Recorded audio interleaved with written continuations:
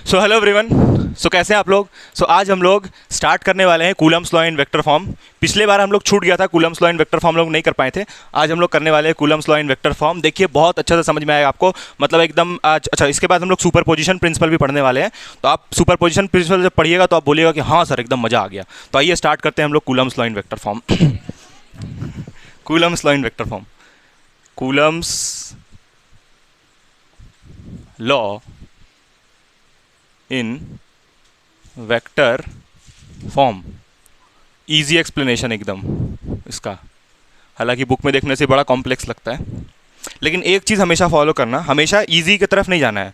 Book में जैसे लिखा है एनसीईआरटी बुक में, एनसीईआरटी बुक में जो लिखा है उस टाइप से लिखना होगा तुमको। जैसे कोई तुम्हारा कॉलेज में पढ़ा दिया या फिर कोई भी कहीं किसी से भी पढ़ रही हो कोई भी सब्जेक्ट में, तो बुक में जो लिखा है उसको थोड़ा फॉलो करने की कोशिश करना है। तुम लोगों को पिछले बार बताया था ना डेरिवेशन वाला, एनसीईआरटी का डेरिवेशन नहीं था तो पूरा काट दिया जा रहा था।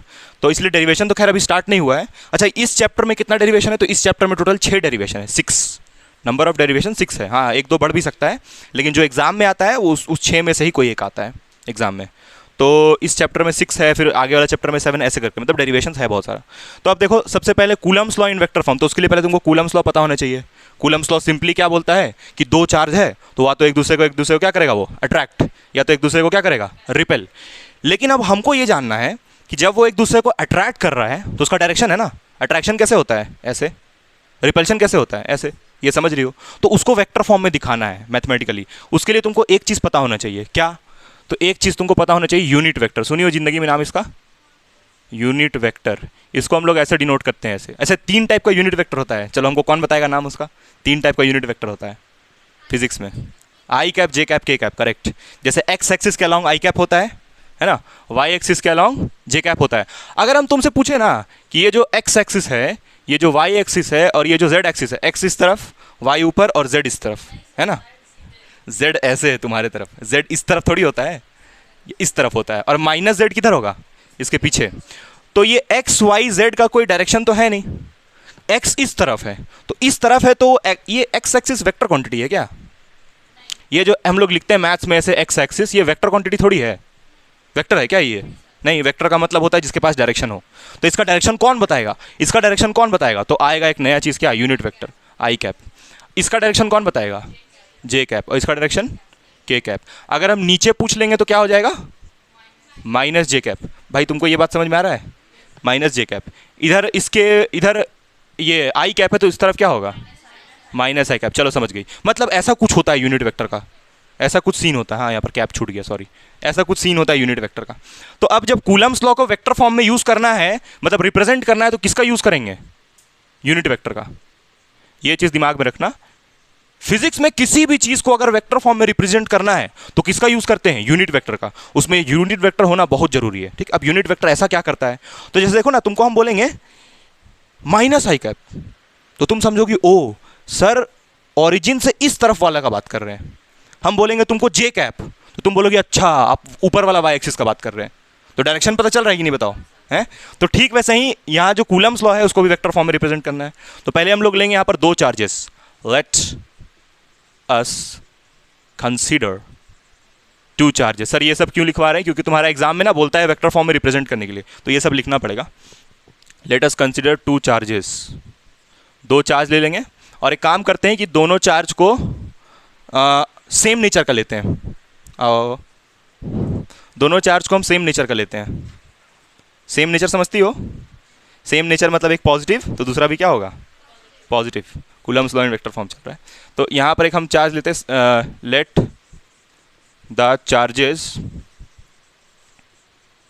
B of same nature.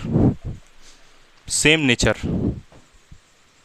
दोनों चार्ज का नेचर सेम लेते हैं, मतलब एक पॉजिटिव तो दूसरा चार्ज भी क्या होगा? पॉजिटिव होगा। तो यहाँ पर देखो एक Q1 चार्ज हम लिए। अभी सुन लो बाबू एक चीज़ एकदम कान खोल के। अभी तो ये एक हम बता दे रहे हैं, अगला वाला जो है वो तुमको करना है, इसलिए ध्यान से सुनना, ठीक। फिर हम क्वेश्चन भी पूछेंगे। अभी यहाँ पर Q1 चार्ज है और यहाँ पर Q2 चार्ज है। इन दोनों के बीच का डिस्टेंस है R, ठीक। अब दोनों के बीच का डिस्टेंस R है, ठीक है, बहुत अच्छा बात है। अब यहाँ पर ये वाला चार्ज क्या है? पॉजिटिव। और ये भी चार्ज क्या है? पॉजिटिव। तो ये चार्ज इस चार्ज को क्या करेगा? रिपेल। तुम्हारा नंबर है, ये फ़ोन आ रहा है उससे। ये चार्ज पॉजिटिव, ये वाला चार्ज भी, सुनोगी, ये चार्ज पॉजिटिव और ये वाला चार्ज भी पॉजिटिव। तो ये चार्ज इस तरफ भागने की कोशिश करेगा। तुम बताओ इसको कि इस तरफ एरो हम किसके लिए दिए हैं, ये इस पे फोर्स लगा रहा है या फिर ये इस पे?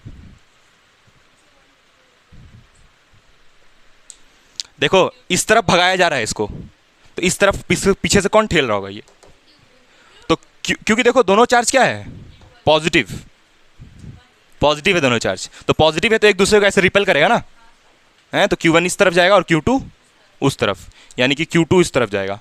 अब तुम जरा सोच के बताओ, ओह सॉरी सॉरी, अब तुम ये जरा सोच के बताओ कि ये Q2 को उस तरफ कौन भेज रहा है? Q1। इतना तो क्लियर है ना? हाँ, ये दोनों के बीच का डिस्टेंस है r, ठीक है, डिस्टेंस को हम ऐसे दिखा दे रहे हैं, r है दोनों के बीच का डिस्टेंस, ठीक। अब तुमको बोलेंगे कि अच्छा यहाँ पर हमको लिखना है फोर्स, ये कौन सा फोर्स है, नाम क्या है इसका, जल्दी बताओ। नहीं नहीं नहीं, ये फोर्स को बोलते क्या है जो, हाँ, इलेक्ट्रोस्टैटिक फोर्स। तो जब भी क्वेश्चन में दिखा है इलेक्ट्रोस्टैटिक फोर्स, मतलब इस चैप्टर का बात कर रहा है, ठीक। इलेक्ट्रोस्टैटिक क्यों? क्योंकि चार्ज यहाँ पर कैसा है, रुका हुआ है, रेस्ट पे। ये दोनों चार्जेस रुका हुआ है, भाई दूर जा रहा है क्या? नहीं, अपने जगह पे रुका हुआ है, रेस्ट वाला चार्ज। तो अब ये जो फोर्स है इसको हम लिखेंगे F21। F21 का मतलब क्या है, यही समझना बड़ा जरूरी है। हाँ, एक मिनट रुको, जिसको आता है हाथ उठाओ। तुमको आता है, चलो बोलो F21 का मतलब, बोलो पढ़ के पूरा, F21 का मतलब। हाँ, 1 लगा रहा है फोर्स 2 पे, तो इसको क्या लिखोगी, force on Q2 due to Q1। ये तुमको आया समझ में क्या लिखा हुआ है? ये सेकंड वाले पे फोर्स कौन लगा रहा है, फर्स्ट वाला, यानी कि जो F12 है, इसको F21 है। सुनो एक चीज सिंपल, जो जिस पे फोर्स लगाई, जैसे इस पे फोर्स लग रहा है भाई, तो यहां पर पहले उसको लिख देना, और जो लगा रहा है उसको कहां लिख देना, बाद में। तो वही लिखा हुआ देखो, फोर्स ऑन Q2 मतलब इस पे फोर्स लग रहा है, ड्यू टू Q1 मतलब ये लगाया इस पे, किधर, उस तरफ लगाएगा ना। तो ठीक वैसे ही ये भी किस पे लगाएगा, इस वाले पे, तो उसको क्या लिखोगी, F12। और F12 को तुम बोलोगी, हाँ, force on Q1 due to Q2। Q1 पे लगा किसके वजह से, Q2 की वजह से। किस तरफ, इस तरफ, यहां तक तो ठीक है। दोनों फोर्सेस का डायरेक्शन क्या है, अपोजिट। ये दोनों चार्जेस में ऐसा ही फोर्स क्यों लग रहा है सर, सवाल ऐसे स्टूडेंट का, सर फोर्स आप इसी क्यों दिखा रहे हैं, ऐसे क्यों नहीं दिखा रहे हैं? हाँ, जब पॉजिटिव चार्ज रहेगा तो रिपेल करेगा, तो ऐसे दिखाएंगे। अगर नेगेटिव होता तो कैसे होता, ऐसे, समझ रही हो ना?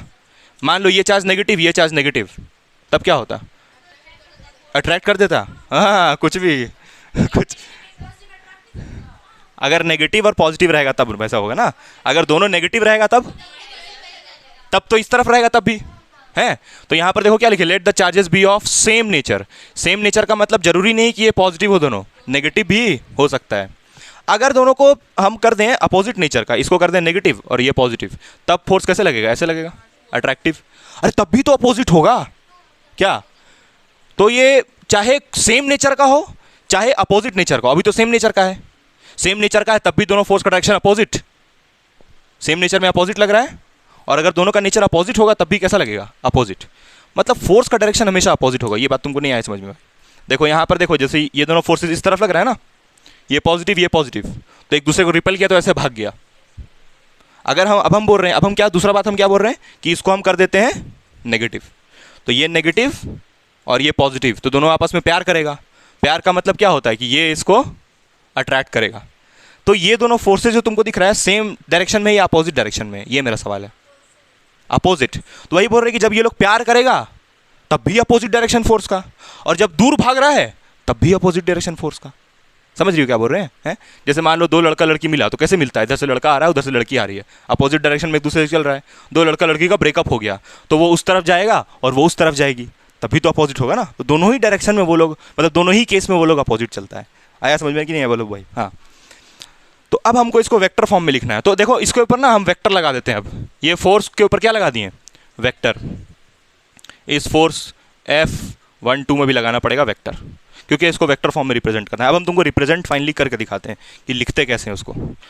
बाकी तुमको तो ये सिंपल पता है कि F इज इक्वल्स टू के Q1 Q2 by are square, तो पता है तुमको। तो फर्स्ट केस हम लोग ले रहे हैं जिसमें हम लोग रिप्रेजेंट करना चाहते हैं इसको, ये वाले को F21 का बात करना चाहते हैं, जिसमें हम लोग F21, तो F21 vector is equals to के Q1 Q2 और डिस्टेंस कितना है आर स्क्वायर।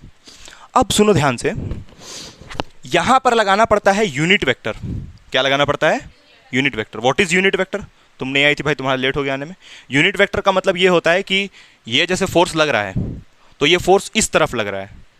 अगर इसको हम छुपा दें, तो तुमको ऐसा लगेगा कि ये चार्ज इस तरफ जा रहा है, वैसा लगेगा ना? नहीं लगेगा ऐसा। मान लो इसको हम छुपा देते हैं तो तुमको ऐसा नहीं लगेगा कि ये वाला फोर्स का डायरेक्शन हम इस तरफ जाते हुए दिखाए हैं। तो इसीलिए हम सहारा लेते हैं यूनिट वेक्टर का, ताकि हमको क्लियर समझ में आए कि कौन किस पे फोर्स लगा रहा है। भाई तुमको समझ में आया यूनिट वेक्टर क्यों लेके आएंगे? क्योंकि हमको ये सब देख के अभी भी नहीं समझ में आ रहा है कि कौन किस पे फोर्स लगाया। तो उसको क्लियर कट समझाने के लिए हम किसका हेल्प लेंगे? Unit vector. तो यूनिट वेक्टर का हेल्प क्यों लिया जाता है? ताकि हमको एकदम क्लियर हो जाए कि कौन किस पे किस डायरेक्शन में फोर्स लगा रहा है। ये बात समझ में आ रहा है? कौन किस पे किस डायरेक्शन में फोर्स लगा, एकदम क्लियर कि हाँ ये उस पर उधर लगाया फोर्स। तो देखो अब कैसे होगा वो। यहाँ पर एक हम डॉटेड लाइन से दिखा रहे हैं, इसको हम लोग लिखते हैं R1। ये देखो ये 1 लगा रहा है किस पे? 2 पे। तो क्या लिखेंगे इसको? R12 और यहाँ लगा देंगे कैप। तो ये कैप होता है कि मतलब यूनिट वेक्टर है वो R12 को सर आप इस तरफ क्यों दिखा रहे हैं? क्योंकि ये 1 लगा रहा है। फोर्स किस पे लगा रहा है? 1 2 पे। किधर लगा रहा है? इधर लगा रहा है ना, इस तरफ। तो इसलिए क्या लिख दिया इसको? R12। अब ये Q2 किस पे लगा रहा है फोर्स? किधर? इस तरफ। बोल रहा है Q2 भाई तुम दूर जाओ, तुम तो पॉजिटिव है, सॉरी यहाँ पर पॉजिटिव होगा और यहाँ पर भी पॉजिटिव। ये Q2 बोलेगा Q1 को अरे तुम तो पॉजिटिव है, तो यहाँ से निकल जाओ। तो यानी कि ये फोर्स लगाएगा इस तरफ। इसको लिखेंगे R21 लिखेंगे। 21 क्यों लिखे समझ में आया? क्योंकि 2 लगा रहा है 1 पे इस तरफ। थोड़ा कंफ्यूजिंग है, कोई नहीं, समझ में आएगा अभी धीरे धीरे करके। R12 cap. अब देखो यहाँ पर अपोजिट हो गया एक चीज़। यहाँ पर लिख रहे हैं 21 और यहाँ क्या लिख रहे हैं? 1 2। 21 का मतलब है, अभी को जिससे पूछेंगे वो होता ना, तुम बताना साइड वाली। ये 21 जो है, 21 का मतलब फोर्स किस पे लगा? Q1 पे कि Q2 पे? Q2 पे लगा। जो टर्म पहले दिखे मतलब समझ जाओ उस पे फोर्स लगा, तो किस पे लगेगा? Q2 पे लगेगा। किसके वजह से? तो इसलिए यहाँ पर क्या लिखे? 1। लगाया कौन वो यहाँ लिखाता है, और किस पे लगा वो यहाँ लिखाता है। आया समझ में? यूनिट वेक्टर का काम क्या है? यूनिट वेक्टर ये बताता है कि कोई किसी पे फोर्स लगाया तो किधर लगाया, उसको क्लियर कट बताने के लिए। एकदम देखो ये लगाया किस पे फोर्स? इस वाले पे। किधर? ऐसे लगाया होगा ना। अरे अगर इधर लगाएगा उधर तो कोई है ही नहीं है। इसको लगाना है फोर्स इस वाले पे, तो कैसे लगाएगा? इस तरफ। इसलिए 1 2 लिखे। क्लियर है ना? तो अब ये R12 का भी मतलब हम लिख देते हैं। R12 कैप का मतलब यूनिट वेक्टर अभी हमको ये बताएगी, क्या नाम है उनसा यूनिट वेक्टर फ्रॉम, ये यूनिट वेक्टर कहां से कहां है? Q1 टू Q2 की Q1, ये Q2 टू Q1। ये जो यूनिट वेक्टर है R12, ये Q1 टू Q2 है या Q2 टू Q1? बोलो।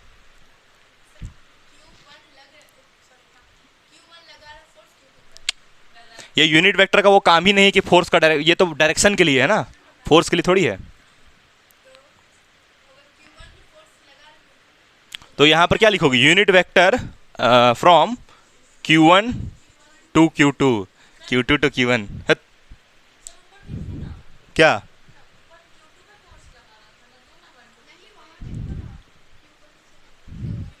1 जा रहा है मेहनत करने 2 पे, तो 1 2। फुलजंशिया तुमको समझ में आ रहा है कि उड़ रहा है दिमाग से कंप्यूटर?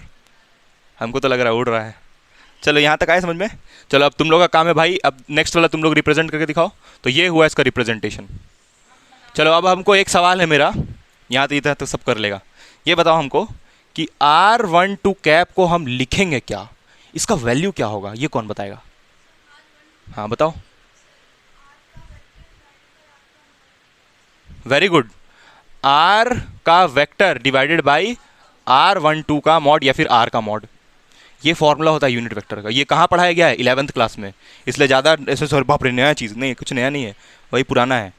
ये देखो ये यूनिट वेक्टर है ना, इसका फॉर्मूला है ये r vector by magnitude of r vector, ये फॉर्मूला है यूनिट वेक्टर का। मतलब तुम इस R12 की जगह क्या लिख सकती हो? R12 की जगह क्या लिख सकती हो? ये लिख सकती हो, ठीक है। अब तुम इस पर 12 लगा सकती हो, ऐसा कुछ नहीं है। तो देखो तो नया फॉर्मूला एक और क्या आ जाएगा, F vector is equals to F21 है ना, F21 इज इक्वल्स टू के Q1 Q2 by are cube आएगा। कहाँ से आया, कौन बताया? देखो यहाँ पर ये R12 कैप का वैल्यू कितना निकाले, R12 बाई आर। तो जब ये वाला को उठा के तुम यहाँ चिपकाओगी तो ये टर्म कहाँ रहेगा? ऊपर, और ये टर्म कहाँ रहेगा? नीचे। तो ये R इंटू आर क्या हो जाएगा? नहीं समझ में आया? दोबारा बताएं, फिर से बताएं। ओके, यहाँ पर ये R12 कैप का वैल्यू क्या निकाले हम लोग? R12 vector by are. तो हम बोल रहे हैं इसको उठाओ और यहाँ पर चिपका दो। तो ये R12 कहाँ रहेगा? न्यूमरेटर में, और ये कहाँ रहेगा? डिनोमिनेटर में। तो ये R इंटू आर क्या हो जाएगा? नहीं समझ में आया अभी भी तुमको भाई? देखो मॉड का मतलब होता है कि किसी भी चीज़ को वो पॉजिटिव कर देता है। मतलब देखो सुनो मॉड का मतलब क्या होता है, जैसे हम देखो सुनो ये मॉड का जादू देखो मॉड का जादू फिजिक्स में। जैसे मान लो हम लिखे आर वेक्टर, क्या लिखे? R vector. अब इस आर वेक्टर पे अगर हम मॉड लगा देंगे ना तो ये वेक्टर हट जाएगा और सिर्फ क्या बचेगा? आर। ये मॉड का जादू हुआ। ये वेक्टर पहले मस्त था एकदम, जिंदगी इसका अच्छा चल रहा था, यहाँ पर जैसे ही मॉड लगाए तो ये वेक्टर हट जाएगा और सिर्फ क्या आ जाएगा? आर। तो देखो ये आर वेक्टर था ना, उसके ऊपर हम क्या लगा दिए? मॉड। तो मॉड लगाने से ये वेक्टर साइन हट जाएगा। समझ में आया? तो यहाँ पर ये आर और आर क्या हो जाएगा? आपस में मल्टीप्लाई। टेंशन नहीं लो ना, मॉड हम हटा देते, जाओ लो खुश रहो। ये ठीक है। अब तुम लोग नेक्स्ट वाला करके, तो ये फाइनल रिजल्ट हुआ। तो तुम ये भी लिख सकती हो एग्जाम में, बिल्कुल सही है। हालांकि अगर बोलेगा वेक्टर फॉर्म में रिप्रेजेंट करने तो यहाँ तक करके आओ, पूरा मार्क्स मिलेगा। हाँ ये उल्टा फुल्टा बनाओगी तो गई, ये सही बनाना चाहिए एकदम, रिप्रेजेंटेशन ये सही होना चाहिए। चलो अब तुम लोग एक काम करो कि हमको निकाल के दिखाओ F12 का, लिख लो पहले आराम से। हो गया? दिखाओ, वेट,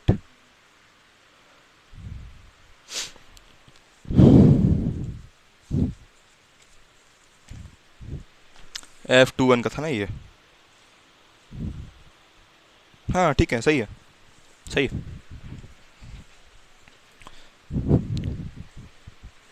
ए भाई बराबर नहीं है ना, ये तो समझाने के लिए बताए थे, ये बराबर है। तो अब हम सेकंड वाला भी करके दिखाएंगे, क्योंकि हमको पता है कि जो स्टूडेंट लोग में से पढ़ रहा है बहुत होनहार है, इसलिए हम सेकंड वाला भी करके दिखाएंगे। तुम्हारा हो गया भाई?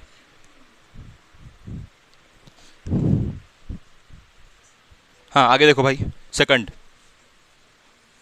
F12 यानी force on one due to two, force on one due to two. तो F12 vector is equals to के Q1 Q2 by are square, और यहाँ पर क्या लगा दोगी?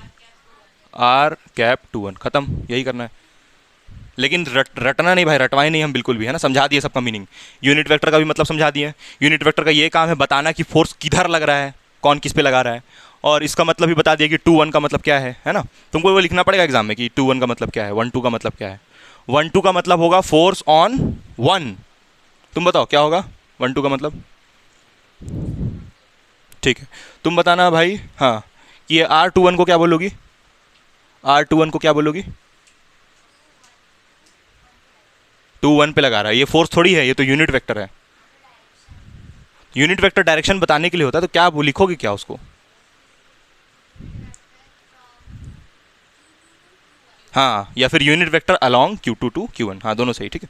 तो ये हुआ Coulomb's law in vector form. अब इसका फायदा क्या है, वेक्टर फॉर्म में रिप्रेजेंट करने से क्या फायदा हुआ? देखो फायदा इसका बताते हैं। इंपॉर्टेंस,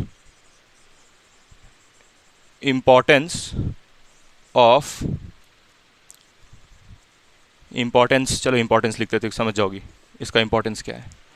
पहला इंपॉर्टेंस कि ये जो चार्ज था, मान लो यहाँ पर Q1, और ये जो चार्ज था यहाँ पर Q2, ये इस पे इधर लगा रहा था फोर्स और ये इस पे इधर लगा रहा था। अगर ऐसा हो तब, ऐसा कब होगा? जब ये दोनों अट्रैक्टिव होगा या रिपल्सिव? अट्रैक्टिव होगा। ये दोनों चार्जेस जब अट्रैक्टिव होगा तब दोनों का डायरेक्शन ऐसे होगा ना, तो ये पॉजिटिव और ये वाला नेगेटिव, तो अट्रैक्ट कर रहा है एक दूसरे को। अच्छा ठीक है, अब अगर ऐसा हो जाए कि ये दोनों चार्जेस पॉजिटिव हो जाए, तो पॉजिटिव होगा तो रिपेल होगा। सर ये हमको पता है, ठीक है, पॉजिटिव होगा तो रिपेल होगा। तो ये दोनों फोर्सेस किसी भी कंडीशन में अपोजिट है, तो उससे हमको क्या फ़ायदा हुआ? यानी कि अगर हम बात करें F21 का, अगर हम फर्स्ट पॉइंट में बात करें कि F21 के बारे में, तो उसको हम बराबर लिख सकते हैं F12 के। नहीं, नो, यहाँ पर माइनस हम नहीं लगाएंगे क्योंकि हम यहाँ पर इसके ऊपर वेक्टर नहीं लगाए हैं। देखो किसी, हाँ हाँ, जब वेक्टर लगाएंगे, वेक्टर का मतलब क्या होता है कि जो डायरेक्शन बताए। अभी तो ये मैग्नीट्यूड है, इसका मैग्नीट्यूड का मतलब वेक्टर नहीं लगा हुआ है। ये 5 न्यूटन लगाया तो वो भी कितना लगाया, 5 न्यूटन, दोनों एक दूसरे पे 5 न्यूटन लगा रहा है, भाई तुम उधर जा, भाई तुम उधर जा, और फाइनली दोनों कहीं नहीं जा रहा है, वहीं पर रह रहा है। क्यों? क्योंकि दोनों का डायरेक्शन फोर्स का अपोजिट है, दोनों एक दूसरे को कैंसिल कर दे रहा है और वहीं पर रह रहा है फाइनली। तो चार्ज किस में है? चार्ज किस में है? रेस्ट में है। चार्ज हमेशा रेस्ट पे है, ठीक। यहाँ पर पहला बात। अब इसको अगर वेक्टर फॉर्म में लिखेंगे तो लिखेंगे F21 is equals to F12, और यहाँ वेक्टर लगा दिए, और यहाँ पर फिर क्या लगाना पड़ेगा? नेगेटिव। तो एक बार पूछा था एमसीक्यू में, what does the negative sign indicates, तो नेगेटिव साइन क्या इंडिकेट करता है? ये लिखना है कि, मतलब ऑप्शन था वहाँ पर कि both the forces are always opposite, और एक था, एक सुनो ऑप्शन सुनना ध्यान से, एक था both the forces are always opposite, एक ऑप्शन ये था। दूसरा ऑप्शन ये था कि both the forces can be opposite और मे नॉट बी अपोजिट, मतलब जरूरी हमेशा अपोजिट होगा। ऐसा हो रहा है क्या? हमेशा अपोजिट है क्या?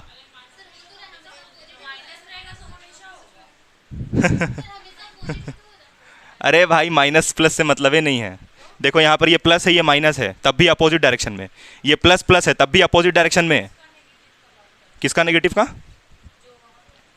ये तो अच्छा, अगर हम दोनों को नेगेटिव ले लें, दोनों चार्ज को, तब किधर होगा? चलो यहीं पर नेगेटिव लेते हैं, इसको नेगेटिव ले लें और इसको नेगेटिव ले, तब भी किधर होगा?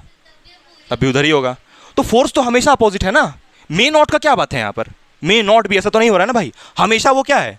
अपोजिट। तो यहाँ पर होगा कि negative sign indicates that the forces are always opposite. Negative sign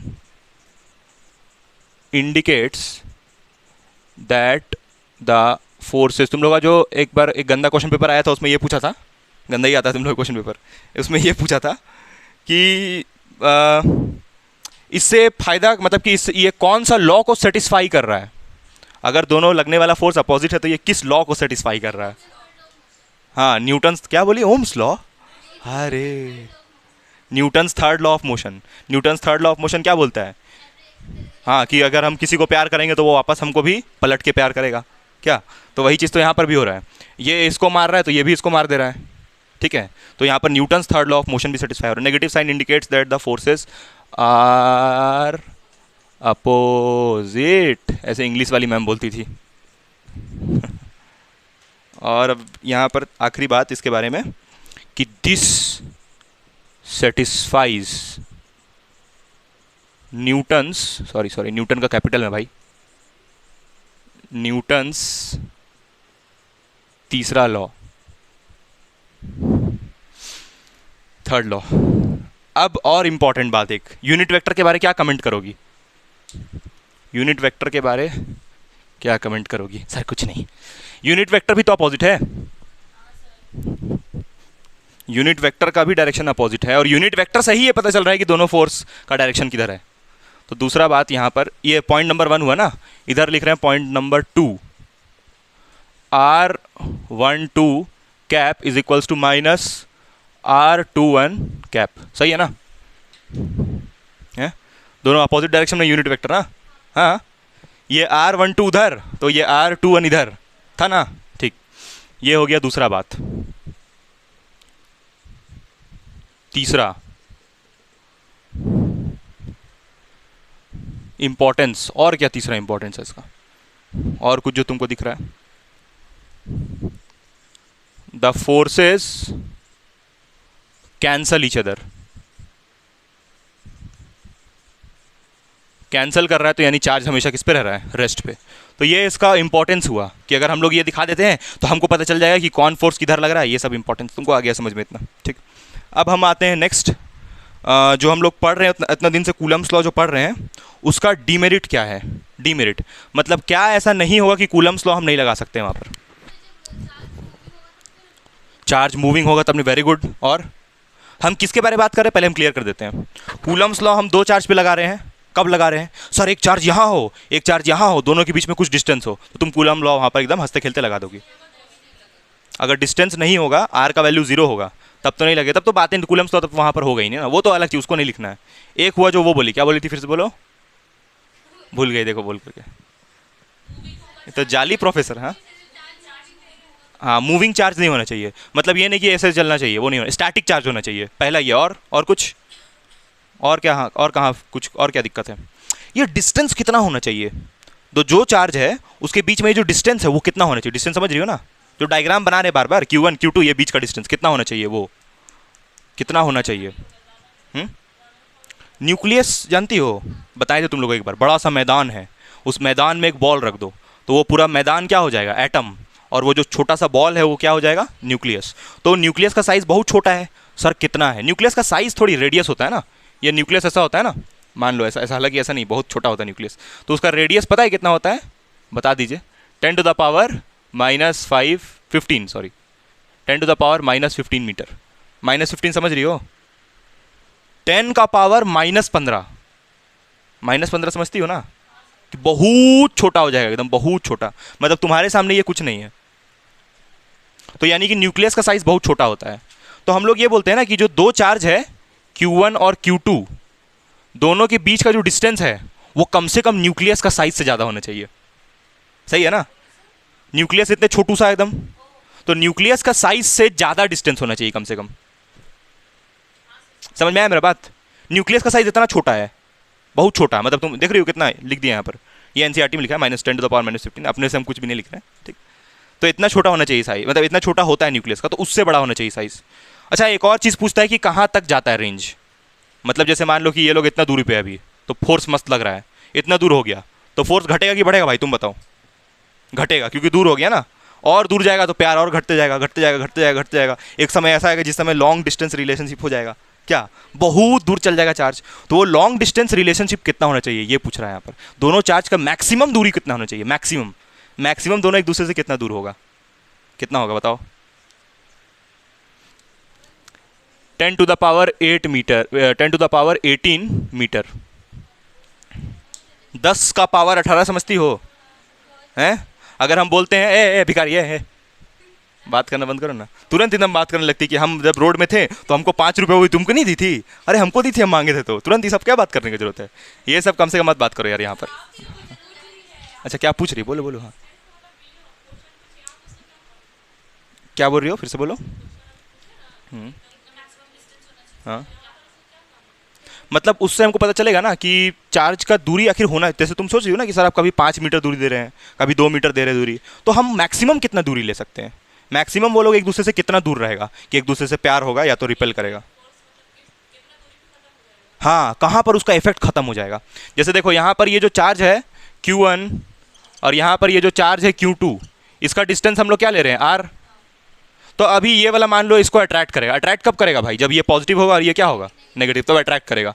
तो हम बोल रहे कब तक अट्रैक्ट करेगा, हम इसको बहुत दूर कर लिए, मान लो मेरा मर्जी, हम उसको उठा के बहुत दूर कर दिए, तो क्या तब भी अट्रैक्शन रहेगा, तो जवाब है कि हाँ रहेगा, क्योंकि देख रही हो कहाँ तक रह सकता है अट्रैक्शन, कहाँ तक रह सकता है, थोड़ा इसको इमेजिन करवाते हैं, क्या 6 किलोमीटर, हाँ वैसे ही मान सकती हो लगभग। यहाँ पर देखो अगर हम तुमको बोलते हैं 10⁻3 मीटर, 10⁻3 बोलते तो तुम बोलती हो सर बाप रे 1000 मीटर, 1000 मीटर समझ रही हो, 1000 मीटर यहाँ है, 1000 मीटर समझती हो कितना दूर हो जाएगा। तो अगर 1000 मीटर का भी दूरी पे रहेगा ना एक दूसरे पे, तब भी एक दूसरे को अट्रैक्ट करेगा कि नहीं करेगा बताओ, करेगा। और यहाँ पर क्या लिखा हुआ है 10⁻18, मतलब कितना इनफाइनाइट हो गया, तुम्हारे लिए तो इनफाइनाइट हो गया ना ये है। जैसे हम यहाँ पर ले लेते लो, इतना मीटर पे रहे, ये तो बहुत ज़्यादा हो गया ना तुम्हारे हिसाब से, तो इतना मीटर भी अगर डिस्टेंस रहेगा तब भी अट्रैक्ट करेगा, यही मतलब हुआ उसका। तो यानी कि चार्ज एकदम बहुत दूरी पे रहेगा तब भी अट्रैक्शन होगा, कब नहीं होगा, अगर इसको पार किया तब, इसको पार तो भाई बहुत दूर का ही बात हो गया। अच्छा, इससे छोटा नहीं होना चाहिए, 10 का पावर -15, ये नहीं कि एकदम नज़दीक आ गया, ऐसा नहीं हो जाए कि Q1 यहाँ पर और ये बगल में Q2 एकदम घुस गया उसमें, ऐसा नहीं होना चाहिए, ठीक है। चलो, तो ये 3 बात हम लोग लिखते हैं, है ना, कि क्या क्या डीमेरिट्स है। तो एक डीमेरिट हुआ कि डीमेरिट नहीं मतलब कि लिमिटेशन बोलो, डीमेरिट थोड़ी, डीमेरिट का मतलब तो नुकसान होता है। चलो यहाँ पर हम लिखते हैं जल्दी जल्दी। नोट्स भाई अच्छे से बनाना, क्योंकि नोट्स जो लिखवा रहे हैं वो हम ऐसा लिखवा रहे हैं कि तुमको MCQ उससे बन जाए। बाकी किताब में तो लिखा हुआ एकदम लैंग्वेज में, एकदम लंबा लंबा पूरा एकदम इतिहास लिख दिया है, लेकिन जिससे MCQ बने ना, वो ज़्यादा जरूरी लिखना ना।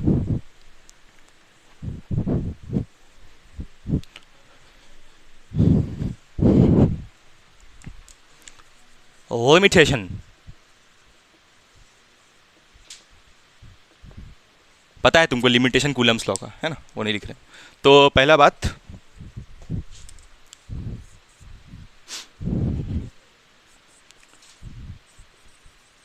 The charges should be point charge. Point charge समझ रही हो तानिया? पॉइंट चार्ज समझती हो? जैसे तुम्हारे लिए जो चीटी है, चीटी, वो पॉइंट चार्ज होगा, ये मतलब होता है पॉइंट चार्ज का। हाँ, तो मतलब ये चार्ज अगर यहाँ पर है एक, तो दूसरा चार्ज यहाँ पर है, और ये दोनों का बीच में क्या डिस्टेंस, डिस्टेंस इतना बड़ा है और चार्ज इतना छोटा दिखना चाहिए, पॉइंट चार्ज। तो सर हेवी चार्ज क्या होता है? हेवी चार्ज का मतलब है कि जैसे तुम एक कंडक्टर लेती हो और कंडक्टर में पूरा चार्ज को यूनिफॉर्मली डिस्ट्रीब्यूट कर देती हो, तो एक बड़ा चार्ज हो गया ना वो। लेकिन यहाँ जो चार्ज का हम बात करें, छोटू सा एकदम, जैसे इलेक्ट्रॉन, प्रोटॉन, उस चार्ज का बात कर रहे हैं। समझ में आ रहा है भाई? हाँ, तो उस पर कूलम्स लॉ लगेगा। तो ये एक डीमेरिट हुआ ना, बड़ा बड़ा चार्ज आ जाएगा तो उस पर कूलम्स लॉ नहीं लगेगा। समझ में आ रहा है क्या बोल रहे हैं? एक हम बड़ा सा कंडक्टर ले रहे हैं, उसको चार्ज कर दें, और एक और कंडक्टर ले रहे हैं, उसको चार्ज कर दें, दोनों को कुछ दूरी पर रख दें, और बोलेंगे इसमें कूलम्स लॉ हम लगाएंगे, तो नहीं लगेगा। कूलम्स लॉ एक थोड़ा सा बोल सकते हो इमेजिनरी कंसेप्ट है, हेवी चार्जेस के लिए नहीं होगा, बिल्कुल नहीं होगा, ठीक। अब देखो दूसरा बात, एक और जो बताएं अभी, क्या एक और, हाँ, द मैक्सिमम डिस्टेंस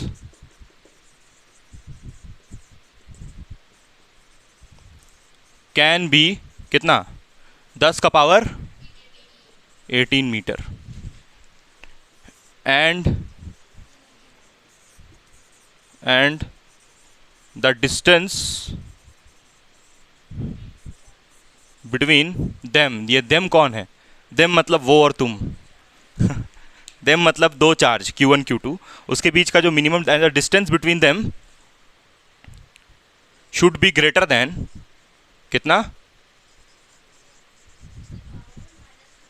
हाँ, ग्रेटर देन 10 का पावर -15 मीटर। देखो जो ये नीट का जब हम लोग पढ़ते हैं ना, तो फिजिक्स को कितना पार्ट में डिवाइड करते हैं? इलेक्ट्रोस्टैटिक्स, मैग्नेटिज्म, उसके बाद फिर ऑप्टिक्स, ऑप्टिक्स के बाद मॉडर्न फिजिक्स, ख़त्म। 12th का फिजिक्स बस ये 4 पार्ट में, इलेक्ट्रोस्टैटिक्स, मैग्नेटिज्म, उसके बाद optics, modern physics. Modern physics मतलब केमिस्ट्री भी उसमें थोड़ा थोड़ा। तो ये 4 पार्ट में 12th का फिजिक्स ख़त्म, ये 4 पार्ट। बाकी 11th का तो जानते ही हो ना, मैकेनिक्स और, हाँ, तुम लोग नीटे का पढ़ने चलिए, डिवीजन ही नहीं पता तुम लोगों को। मैकेनिक्स के बाद ग्रेविटेशन अलग से आता है, सबसे हट किया ना वो, ग्रेविटेशन, और उससे क्वेश्चन भी हमेशा आता है। ग्रेविटेशन हो गया, फ्लूइड्स हो गया, उसके बाद और क्या होता है? इलास्टिसिटी का अलग हो गया, फिर वेव, बस। तो ऐसे डिवाइड किया फिजिक्स को। तो तुम ये जो पढ़ रही हो ना, ये बड़ा इंपॉर्टेंट है, क्योंकि इलेक्ट्रोस्टैटिक्स को हम लोग एक अलग ब्रांच मान के चल रहे हैं नीट के पॉइंट ऑफ व्यू से, तो इसलिए चैप्टर बड़ा इंपॉर्टेंट है, ठीक। तो ये मैक्सिमम डिस्टेंस, और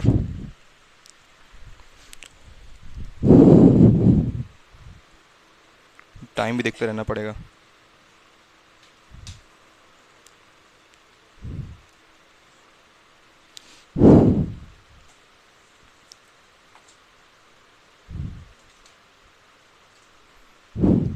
एक और चीज़ बड़ा इंपॉर्टेंट छूट रहा है, क्या है वो, कौन बताएगा? एक बहुत इंपॉर्टेंट चीज़ छूट रहा है अगर कूलम्स लॉ लगाना है तो। वो बताई तो थी, क्या बताई थी, बोलो भाई। एक है, मूविंग नहीं होना चाहिए ना। The charge must not be moving, that is, कैसा चार्ज होना चाहिए? स्टैटिक चार्ज, स्टैटिक चार्ज मतलब रुका हुआ चार्ज, रेस्ट वाला चार्ज। समझ रही हो ना क्यों रुका होना चाहिए? अगर चलते रहेगा तो डिस्टेंस उन लोग का चेंज करते रहेगा। डिस्टेंस किसको हम बोल रहे हैं यहाँ पर? सिंबल बताओ डिस्टेंस का। आर। ठीक, तब ठीक है, तब समझ में आ रहा है तुमको। चलो आगे अब पढ़ते हैं।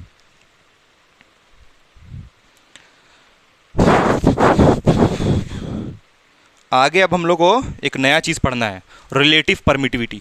हो गया ये ना, रिलेटिव परमिटिविटी, नया चीज़ पढ़ना है अब। तो अब टॉपिक है रिलेटिव परमिटिविटी। इसके ऊपर क्वेश्चन हम लोग करेंगे जल्दी से इसको समझने के बाद, और इस पर क्वेश्चन तभी बनेगा जब तुमको ये समझ आएगा। तो बायजूस वाला हो गया, समझ आएगा तो मज़ा आएगा, हर जगह आ जाता है वो लोग ऐड लेकर के। एक तो स्टूडेंट हमको 12th क्लास से पहले बोला कि डाउट भेजते जा रहा, कल एग्जाम है 12 बजे डाउट भेज रहा है, मतलब बोर्ड एग्जाम है। तो हम बोले अरे डाउट नट ये सबसे देख लो यार, हमको सोने दो।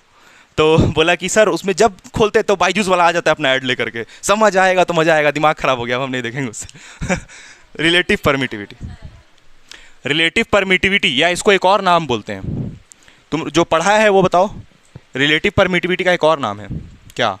अच्छा तुम लोग ये एप्सिलॉन नॉट के बारे में जानती हो? पहले हम यहाँ लिख ही देते हैं, लो F इज इक्वल्स टू के Q1 Q2 by are square. अगर भाई इसको हम ऐसे लिखेंगे तो कोई दुख होगा, 1/4 pi epsilon naught Q1 Q2 by are square. इस एप्सिलॉन नॉट को हम क्या बोलते हैं? बोलो। परमिटिविटी इन एयर या फिर परमिटिविटी इन, क्या बात कर रहे हैं सर, एयर और वैक्यूम एक ही चीज़ होता है? अभी थोड़ा देर में पता चलेगा। हाँ कैसे, वो भी पता चलेगा अभी। परमिटिविटी ऑफ लो, ना एयर बोलेंगे ना कुछ बोलेंगे, फ्री स्पेस, खत्म बात। Permittivity of free space. लेकिन यहां क्या लिखा हुआ है? हम कुछ और बात कर रहे हैं भाई, रिलेटिव परमिटिविटी हम बोल रहे हैं। हाँ यानी कि इसका ना, अच्छा इसका दो सिंबल है, इसलिए तुम लोग से वो क्वेश्चन नहीं बना। इस वाले का रिलेटिव परमिटिविटी का भाई है, सॉरी है तुम, इस रिलेटिव परमिटिविटी का दो सिंबल है। एक सिंबल है, क्या हो रहा है उसका? सर दर्द दे रहा है।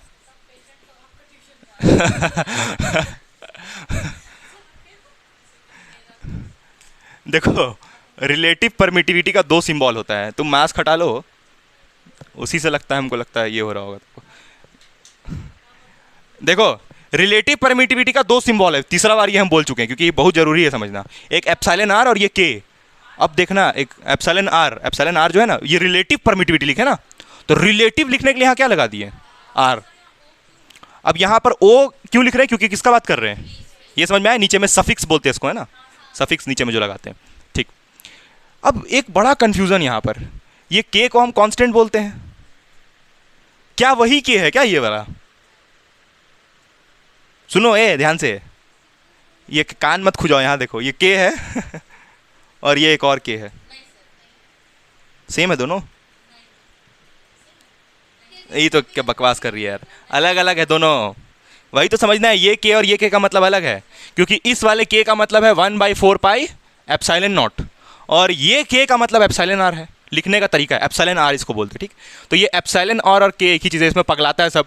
अभी थोड़ी देर में समझ में आएगा क्या हम बताने की कोशिश कर रहे हैं। तो पहले इसके बारे में लिखते हैं कि परमिटिविटी क्या है। परमिटिविटी के बारे में तुम लोग को हम थोड़ी देर पहले बताए भी थे, जैसे बोलते हैं ना मैम हमको परमिट दीजिए, हम वॉशरूम जा सकते हैं, तो वही परमिटिविटी है ये, है ना। परमिटिविटी ये बताता है, परमिटिविटी ये बताता है कि the force between two charges are acting in which medium. अब इसका डिफिनेशन देखो, जीवन में कभी नहीं आएगा एग्जाम में, लेकिन ये लिखवाया इसलिए जा रहा है ताकि तुमको इसका मतलब क्लियर हो। The force between two charges are acting in which medium, किस मीडियम में फोर्स लग रहा है? दो चार्ज आपस में रोमांस कर रहा है, किस मीडियम में?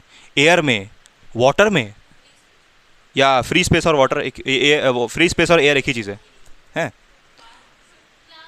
और क्या हो सकता है? ग्लास भी हो सकता है। दो चार्ज को हम ग्लास में डाल दे तब वो लोग, सर ग्लास में कैसे चल जाएगा?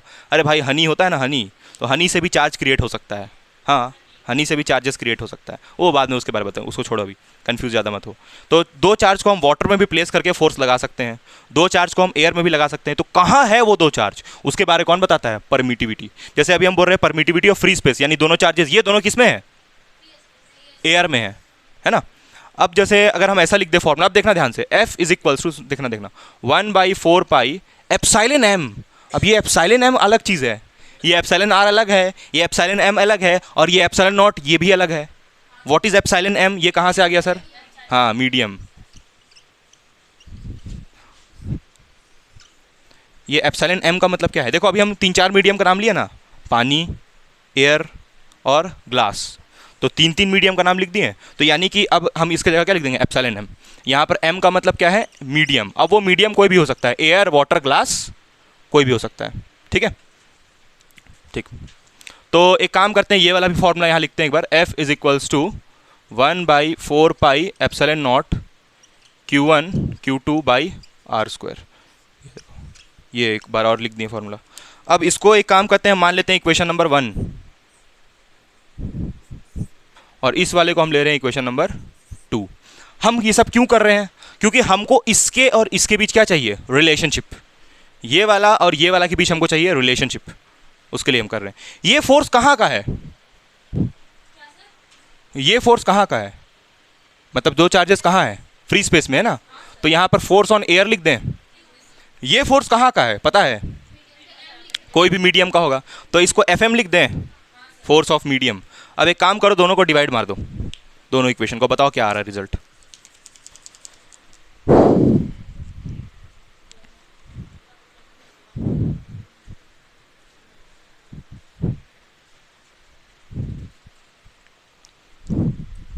मार दो डिवाइड। अरे भैया डिवाइड उसमें करने को तो डायरेक्ट देखने से पता चल रहा है क्या आएगा। हाँ, कौन बचेगा? हाँ, किसको किससे डिवाइड कर रही हो? कर दो, 2 को 1 से करे, 1 को 2 से करो, किसी को भी किसी से करो, वही बात होगा ना, उससे क्या फ़र्क पड़ेगा, सेम आएगा। 2 को 1 से करो, 1 को 2 से करो, किसी को भी किसी से करो। जाओ हम 2 को 1 से कर देते हैं।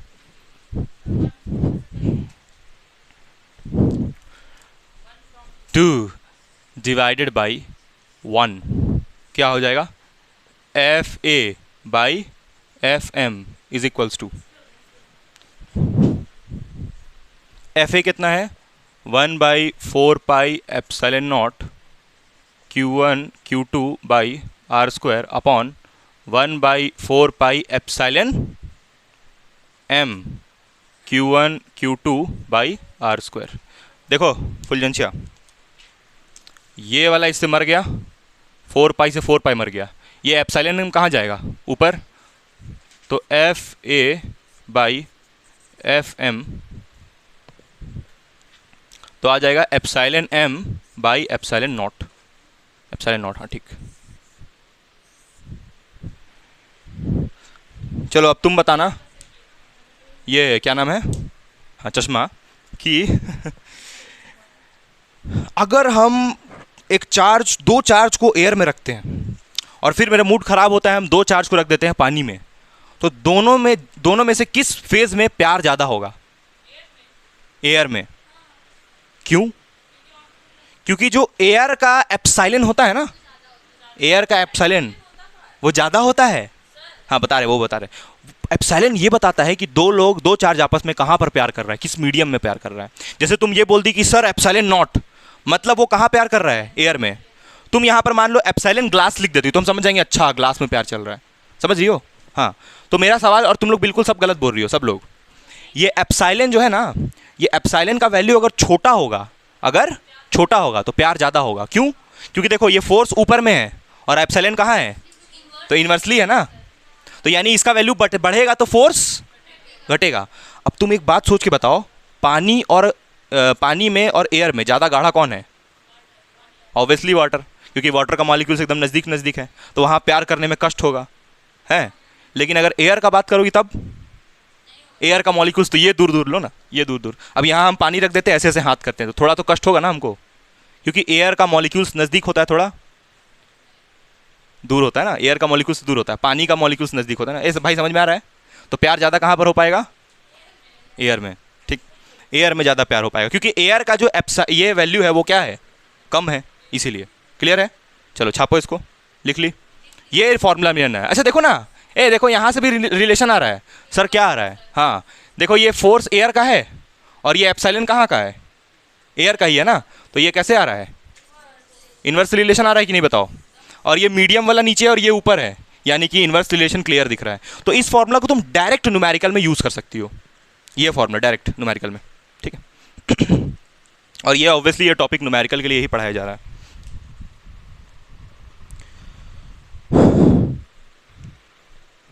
अब ये देखना भाई, सुनना, तुम्हारा टॉपिक क्या था?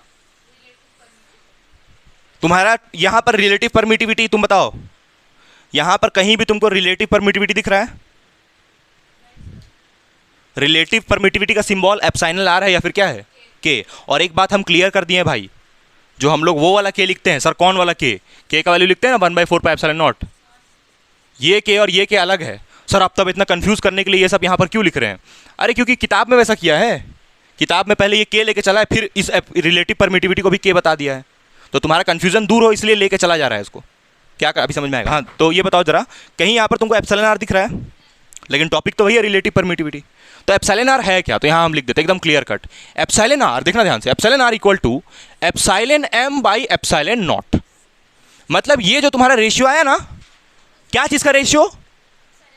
एप्सिलॉन किसी मीडियम का बाई एप्सिलॉन एयर का, उसी को हम बोलते हैं एप्सिलॉन आर। और ये तुमको याद रखना होगा ये formula. Relative, what is relative permittivity? देखो हम यहां पर ये रिलेटिव परमिटिविटी का डिफिनेशन लिखे हैं, कौन बताएगा? क्या ये डिफिनेशन रिलेटिव परमिटिविटी का है? ये जो लिखा हुआ है बात ठीक से पढ़ो, पता जल्दी। हम परमिटिविटी का डिफिनेशन लिखे हैं, ये हम सिर्फ परमिटिविटी का बात किए हैं कि परमिटिविटी का मतलब कि कहां दो चार्जेस प्यार कर रहा है, वो हुआ परमिटिविटी। तो रिलेटिव परमिटिविटी क्या है? रिलेटिव परमिटिविटी कुछ नहीं है सर, कुछ नहीं है मतलब ये बस रेशियो है, epsilon medium by epsilon not का रेशियो है। बात समझ में आया? जैसे अगर हम तुमसे पूछें, हाँ मीडियम तो कुछ भी हो सकता है दो चार्ज के बीच में। हाँ अगर दोनों एयर, तो वैसा वैसा कैसे होगा भाई? जब दोनों एयर मीडियम रहेगा तो करोगी ही क्यों कैलकुलेशन? ठीक, सुनो भाई, अभी हम फिर से क्लियर करते हैं। ये डिफिनेशन किसका लिखा हुआ है? ये डिफिनेशन परमिटिविटी का। लेकिन रिलेटिव परमिटिविटी का मतलब क्या है? रिलेटिव परमिटिविटी का मतलब क्या है? रेशियो किसका? तो यहां पर लिख देते हैं रिलेटिव। हाँ बहुत जरूरी है। अच्छा तुम बोलोगी सर ये सब लेके ही क्यों आ रहे हैं, इसको इससे काहे के रिलेट कर रहे हैं? तुम बोलोगी सर चार्ज को हम या तो एयर में रखेंगे या तो हम पानी में रखेंगे। एक टाइम पे चार्ज कहाँ रहेगा? एक ही जगह पे ना। जैसे तुम अगर शादी करती हो तो तुम उसके साथ कहाँ रहोगी? या तो घर में रहोगी या तो अगर कहीं जाओगी कहीं तो वहाँ रहोगी, एक ही जगह रहोगी ना, दोनों तरफ तो नहीं रह सकती हो भाई। हाँ वीडियो कॉल में काम चल सकता है, हाँ लेकिन रहोगी तो एक ही जगह।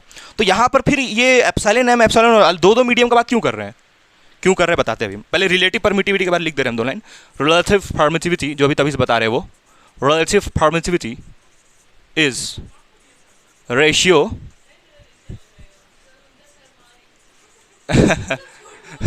Ratio of epsilon medium by epsilon not. अरे इससे सीखो, क्या नाम है इसका?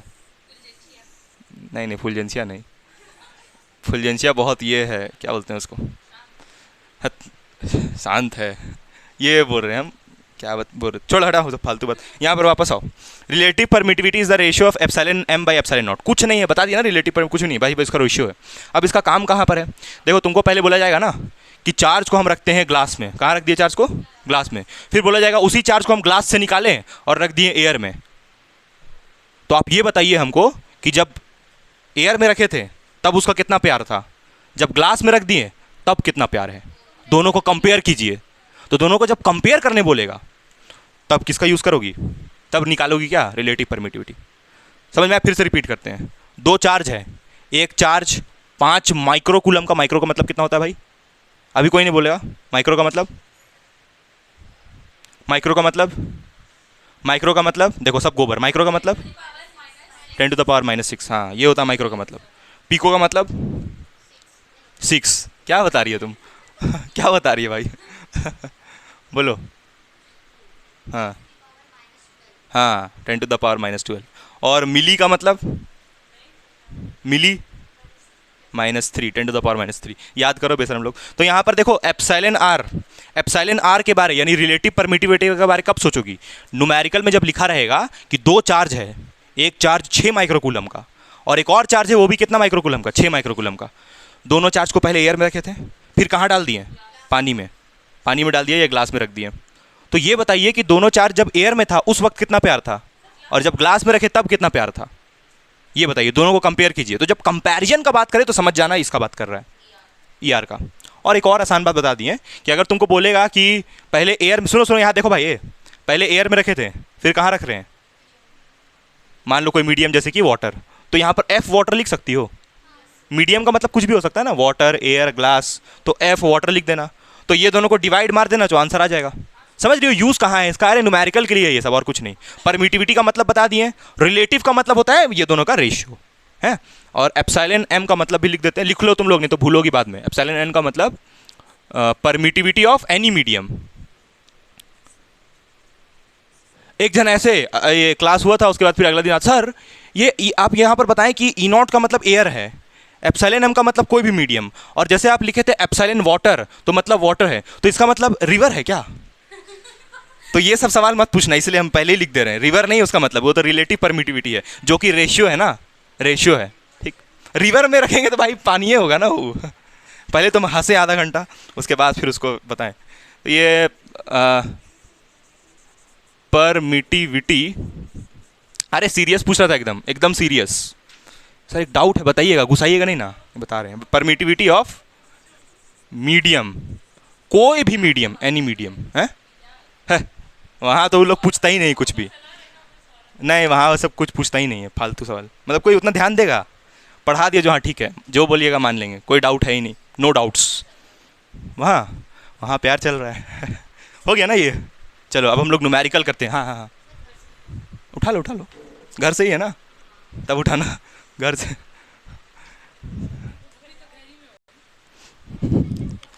अरे अभी हम ट्यूशन में हैं, घर जाके फ़ोन करना। देखो ये F air by F medium equal to ये आया। अब सुनना ध्यान से, हम जो तुमको तभी से के बारे बता रहे थे उसको सुन लो। देखो यहाँ पर ये एप्सिलॉन एम को हम निकाल ले भाई, यहाँ से क्या आएगा बताओ तो जरा, हमको बताओ तो जरा क्या आएगा, बोलो ना। Epsilon r into epsilon naught होगा। ठीक, अभी हम तुमको एप्सिलॉन आर का एक और सिंबल बताए थे, वो क्या था? एप्सिलॉन के एक और सिंबल लिखवाए थे ना। तो अब सुनना, यहाँ पर फिर लिख देते हैं हम, एप्सिलॉन आर और के दोनों सेम चीज़ है। भाई इसको ऑन किए थे, हाँ, एप्सिलॉन आर और के दोनों सेम चीज़ है। तो यहाँ पर इस एप्सिलॉन आर की जगह हम के लिख दे, बुरा मान जाओगी? तो epsilon m is equals to epsilon r की जगह हम के लिख दिए इंटू एप्सिलॉन नॉट। तो अगर हम यहाँ से फिर देखो सुनो सुनो, देखो देखो, एप्सिलॉन एम लिखें, एप्सिलॉन एम को यहाँ पर हम क्या लिखेंगे? Force of medium is equals to 1/4 pi. Epsilon m की जगह हम क्या लिखेंगे बोलो? K epsilon naught Q1 Q2 by are square. देखो अब फॉर्मूला पगलाने वाला आ गया, ये इसको रट लो एकदम। हैं? किसको डिवाइड करोगी? इसको इससे डिवाइड करोगी? इसको इससे, ये वाले को इससे, क्यों? देखो ये फॉर्मूला देखना, यही सबको पगला देता है। सर ये सब क्या है? आप तो के बताए थे। देखो सुनो सुनो, पगलाता क्या है देखो, 1/4 पाई एप्सिलॉन नॉट, इसका मतलब क्या है? न्यूमेरिकल बनाना है तो ये समझना पड़ेगा, के है, लेकिन ये के सिर्फ क्या है? लेकिन यहां पर जो ये के लिखा है ये क्या है? तुम बताओ क्या है ये? कांस्टेंट? क्या है? हाँ, यानी कि ये रिलेटिव परमिटिविटी है। अरे यार का वैल्यू नहीं होगा जंगली, यार तो रेशियो है, अलग अलग निकलेगा ना। हैं?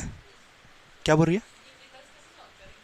नहीं नहीं, देखो देखो सुनो सुनो, यार का फॉर्मूला हम क्या बताएं? Epsilon m by epsilon not.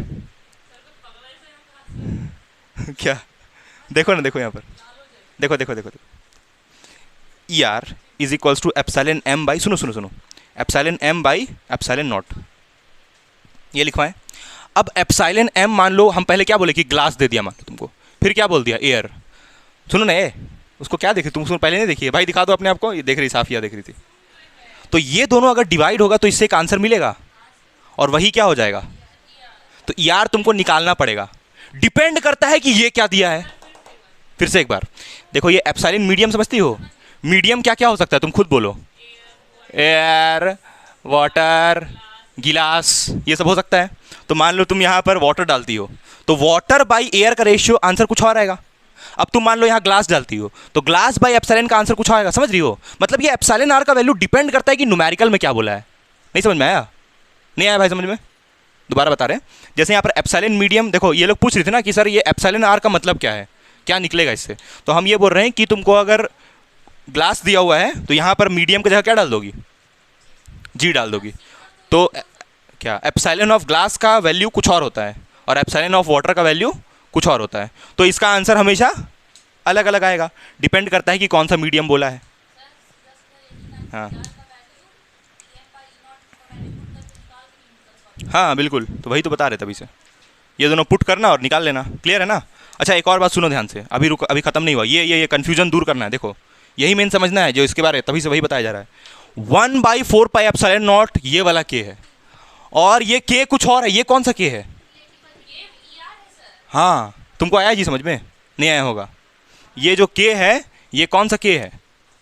Epsilon R वाला। अगर तुमको नहीं आ रहा तो हम अगले बार फिर बता देंगे। ये एप्सिलॉन आर और ये के ये सेम चीज़ है। अब एनसीईआरटी क्या करता है सुनो, एनसीईआरटी बोलता है कि ये वाला जो के है और ये वाला जो के है दोनों अलग है। तो कैसे अलग किया? वो क्या कर दिया कि ये वाला के को तो ऐसे लिख ही रहा है, इसको थोड़ा ऐसे खींच दिया और बोला अलग है दोनों। पगला नहीं देगा बताओ? ये वाला जो के आया है बोला कि नहीं नहीं दोनों अलग है, दोनों अलग है, इसको ऐसे खींच दिया लंबा। तो तुम उतना थोड़ी समझ पाओगी। के डैश भी करता ना कम से कम, तो मानते हैं हम, लेकिन के लिख के चल रहा है और उसको ऐसे लंबा खींच दे रहा है। लो ठीक समझ में आ गया ना? तो ये के का मतलब भाई। हाँ तो अगर सुनो ना एक अच्छा किताब जो होता है ना, जिसमें जो थोड़ा जिसके पास दिमाग होता है, देखो उसमें कैसे लिखा रहता है फॉर्मूला। चलो यहाँ हम लिख रहे हैं, क्या लिख सकती हो? नहीं अजीब दिखेगा ना। हाँ 1/4 पाई एप्सिलॉन नॉट को तुम के लिख सकती हो, तो के बाई के। तो वहाँ पर we will not write like this ऐसे लिखा, we will not write like this, क्योंकि फिर वो अजीब दिखेगा एक्सप्रेशन। तो यहाँ पर के बाई के ना लिखो। देखो क्या करो, देखो देखो F medium is equals to, इस एप के का मतलब क्या है बताओ तुम लोग खुद बताओ। इस के का मतलब क्या है तुम लोग खुद बताओ। तो अब ऐसे लिख सकते, बोलते हाँ ये ठीक है, हाँ ये सही है, हाँ ये ठीक है, हाँ अब ठीक दिख रहा है, हाँ हाँ ये ठीक है, क्योंकि अब एप्सिलॉन आर लिख दिए। अब तुम चाहो तो ये तुम बताना भाई, ये 1/4 पाई एप्सिलॉन नॉट की जगह क्या लिखोगी? के। तो अब तुम इसको मिटा उठा के हटा उठा के क्या लिख सकती हो उसकी जगह पे? के। अब ठीक है, हाँ ठीक है ना? तो अब इसके ऊपर न्यूमेरिकल करते हैं। हाँ लिखो, अब न्यूमेरिकल करते हैं इसके ऊपर जो तुमको समझ में आया इसमें से। ये फॉर्मूला एक है और ये एक फॉर्मूला, हैशटैग दोनों कर दिए हैशटैग। क्या बोल रही हो बोलो? कौन? ये वाला के? इसके का 9 × 10⁻⁹ हाँ, लेकिन कौन सा के का? ये वाला के का है ना। चलो उधर ही हम लिख देते हैं, फिर पगला होगी बाद में, नहीं तो। ये वाला 9 × 10⁻⁹। चलो ऐसा यूनिट बताओ तुम इसका के का, इस के का ऐसा यूनिट बताओ। हैं? न्यूटन। मार के फाड़ देंगे बाबू, बता दे रहे हैं। तुम बताओ के का फाड़। के का चार्ज है क्या? के चार्ज है? तुम बताओ। रुको, तुम मार खाओगी सही में। पूछेगा वहाँ पर, पूछेगा कांस्टेंट कहाँ, तुम बताओ रेशम। अच्छा हाँ सानिया। हाँ newton metre square per coulomb square, per coulomb square, newton metre square per coulomb square. ये सानिया का नंबर हम ऐसे सीख किए, सानिया पार्ट 2 ऐसे लिखे हैं, क्योंकि बहुत सारा सानिया हो गई है। तो सानिया का पूरा लिस्ट भर गया एकदम कॉल में। सानिया ये, सानिया वो, सानिया वो, सानिया ये। एक बार क्या हुआ था ना, ऑनलाइन पढ़ाते थे 12th को 2 साल पहले, ऑनलाइन चलता था क्लास, जिस समय कोरोना था उस वक्त। तो क्या हुआ कि एक लड़की थी, उसका नाम था शिरीन, और एक और लड़की ऑनलाइन में करती थी, उसका भी नाम था शिरीन। तो हम क्या होता है ना, जो ट्यूशन जाते थे ना, तो वो शिरीन बोलती थी सर हम अकेले बैठते हैं ना क्लास में, बहुत ख़राब लगता है, तो आप जब आइएगा ना उस वक्त हमको फ़ोन कर दीजिएगा। तो उसको हम डेली फ़ोन करते थे। थोड़ा मेरा भी प्यार ज़्यादा था ना उस वक्त स्टूडेंट लोग को लेकर के, क्योंकि उस समय स्टार्ट किया था पढ़ाना। हमको क्या पता था कि निकम्मा होता स्टूडेंट लोग। तो हम उसको जब पहुँचते थे ट्यूशन, तब फिर हाँ शिरीन आ गया, उसका घर बगल में ही था, ट्यूशन के जस्ट बगल में। अरे ये वाला ट्यूशन यार, साइंस पॉइंट, उसके जस्ट बगल में ही उसका घर था। तो फ़ोन करते थे तब आती थी। तो ऑनलाइन वाली स्क्रीन थी, एक दिन उसको हम फ़ोन कर दिया, बोले हाँ आ जाओ। तो बोलती सर कहाँ आना है? कहाँ आना है? आ जाओ। तो कहाँ आना है सर, बताइएगा तब ना कहाँ आना है। बोले अरे मजाक मत करो, आ जाओ अभी हम आ गए ट्यूशन में। अच्छा कहाँ पर हैं? क्या आवाज़? नहीं, आवाज़ कैसे पहचान में आएगा, तुम्हारे जैसे तेज़ थोड़ी है। हो गया ना ये। चलो अब एक क्वेश्चन करते हैं, देखते हैं क्वेश्चन किससे बनता है। एक बड़ा ज़रूरी चीज़ पूछना ही भूल गए हम। चलो अभी पूछ रहे हैं, यहाँ पर लिख रहे हैं, यहाँ लिख रहे हैं ये क्वेश्चन बहुत बार आया बोर्ड एग्जाम में, बहुत इंपॉर्टेंट है। व्हाट इज, बोर्ड एग्जाम में आया ना, नीट का नहीं बोल रहे हम। What is the SI unit of epsilon are?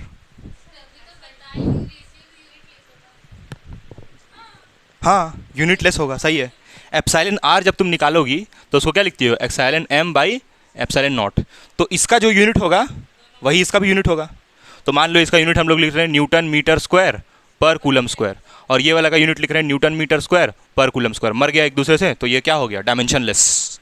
Dimensionless, no unit no dimension. हम लोग एक क्वेश्चन करते हैं।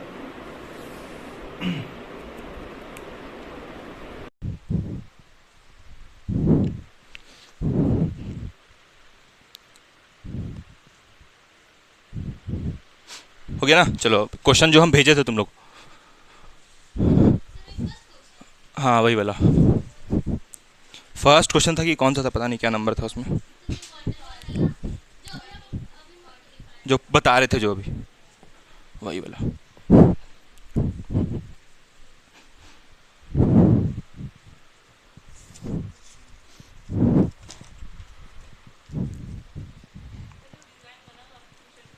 क्या? हाँ, हम खुद से बनाए। नहीं, एक तो आर्टिस्ट है, उसका नाम तानिया है, उससे बनवाए। बहुत फेमस है इधर आर्टिस्ट।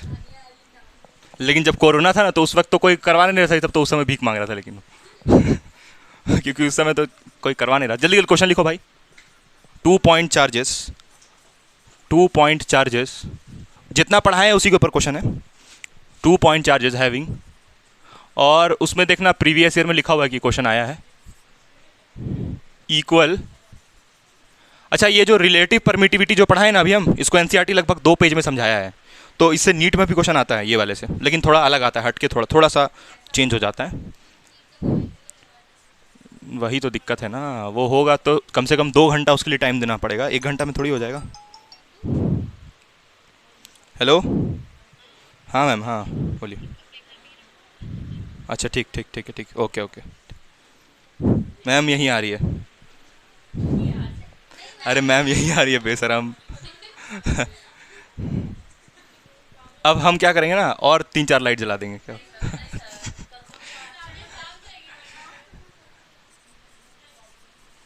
से अभी तो नहीं कर रहा होगा ना, ये जो नीचे लाइट है उससे ये होता है। क्या बता रही है तुम भाई?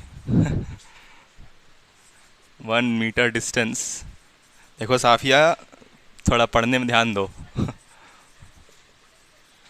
एक्सपीरियंस फोर्स, देखो ना क्या बोल रही है लड़की। 8 न्यूटन, 8 न्यूटन वॉट। आपस में शेयर करके मत बनाना प्लीज, खुद से ट्राई करना। What is the force experienced experienced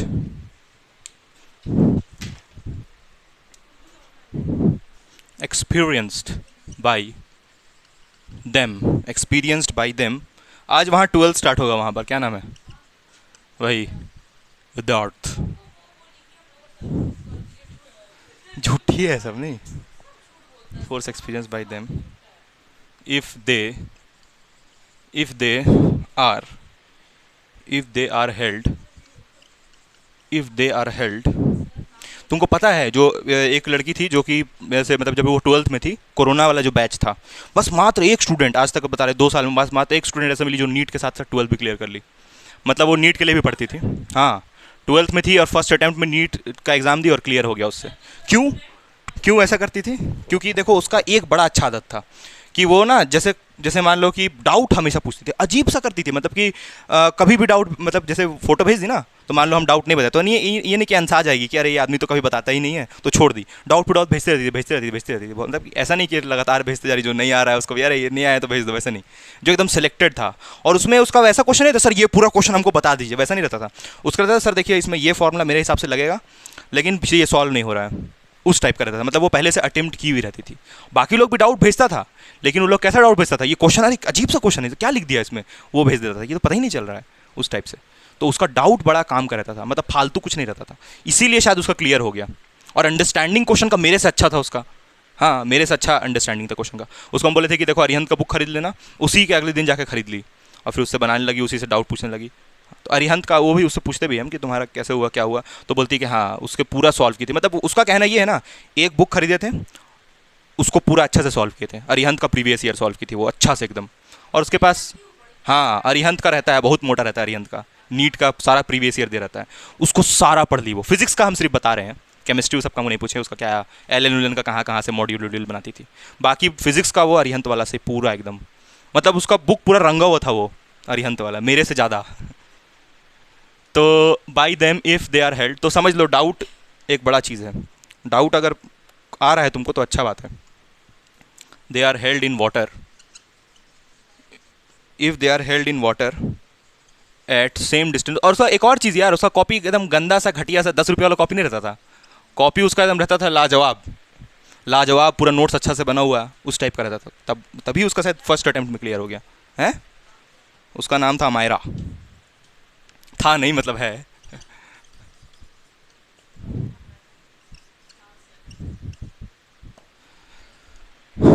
चलो बनाओ इसको। देखो यहाँ पर ये के ऑफ वाटर देखो इंडिकेट कर दिया। के कौन सा कांस्टेंट है भाई, कौन सा कांस्टेंट है बताओ। अच्छा यहाँ पर एयर को यहाँ पर ऐसे नहीं लिखा था, यहाँ पर सिर्फ ऐसे लिखा था 80, ऐसे लिखा हुआ था। ये कौन सा कांस्टेंट है के, रिलेटिव परमिटिविटी। रिलेटिव परमिटिविटी, पानी का रिलेटिव परमिटिविटी कितना दिया हुआ है 80, 80 दिया हुआ है। तुमको एक बात समझाना हमको बहुत ज़रूरी है, कंसेप्ट, एक कंसेप्ट समझना बहुत ज़रूरी है। थोड़ा यहाँ समझा देते पहले।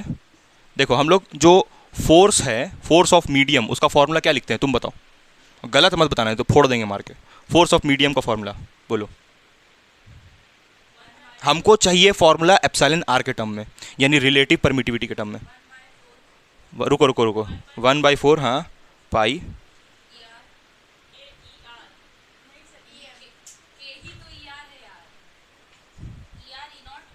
ई एम की जगह हम क्या लिख दिए उसके बाद, ठीक है फुल जन से, कोई दिक्कत इसमें।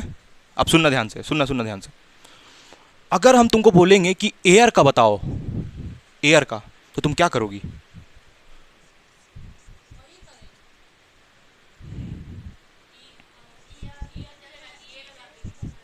अरे ये क्या हुआ, ये क्या हुआ है, ये क्या हो गया।